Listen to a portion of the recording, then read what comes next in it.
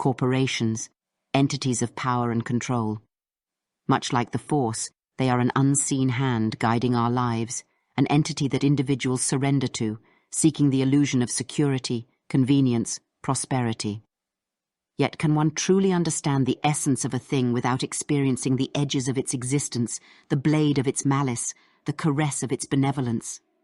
There is no denying the marvels corporations have brought forth, the leaps in technology, the comforts of life now so effortlessly delivered. This is the force they wield, seductive and powerful. It feeds our reliance, creating in us a hunger that yearns to be sated again and again.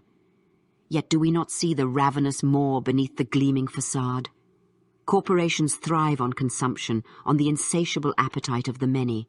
They promise fulfillment, yet they breed only need. Much like the Force, corporations are not inherently evil or good.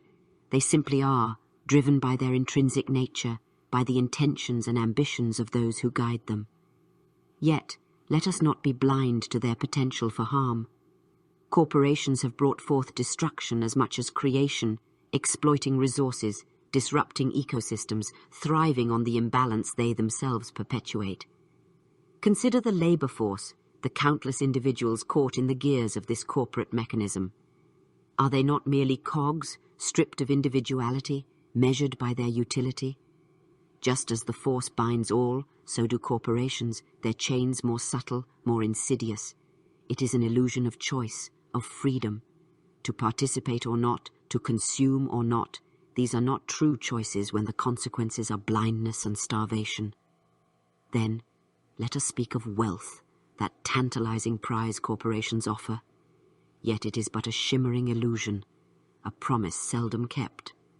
The wealth of the few swells, while the many are left grasping at crumbs. Just as the Force divides its users into Jedi and Sith, masters and apprentices, so do corporations segregate, creating hierarchies, an inequality of power. It is a manipulation, a sleight of hand. We are led to believe that wealth is within our grasp. If only we strive, we fight, we sacrifice. And let us not forget that corporations, just like Force users, manipulate perception. Advertising, branding, public relations, these are their mind tricks, their illusions. We are led to believe we need what they offer, that without their goods and services we are less, we are wanting. Yet are we not more than what we consume? Are we not more than the sum of our possessions?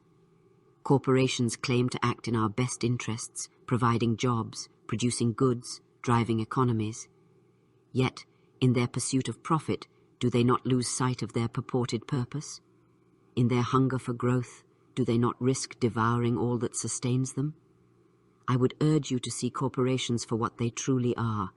Not saviors, not demons, but entities of immense power. They must be understood, scrutinized, held accountable. We must wield them, not be wielded by them. We must harness their potential for good while guarding against their capacity for harm. Much like the Force, they can be an instrument of great change. But remember, it is not the instrument that ultimately matters, but the hand that wields it, the mind that guides it, the heart that tempers it. So approach corporations not with blind faith or fear, but with discerning judgment, tempered by wisdom and guided by your innate sense of what is truly right. For it is not the corporation that is inherently evil or good, but the actions it takes, the impacts it causes. A corporation could provide a needed service, create jobs, drive innovation. These are qualities that can be beneficial if directed with a just hand. Yet it can also exploit, deceive and harm if left unchecked and unchallenged. In the end, corporations are much like us, shaped by the choices they make and the actions they take. I implore you not to succumb to the illusion of powerlessness in the face of their might.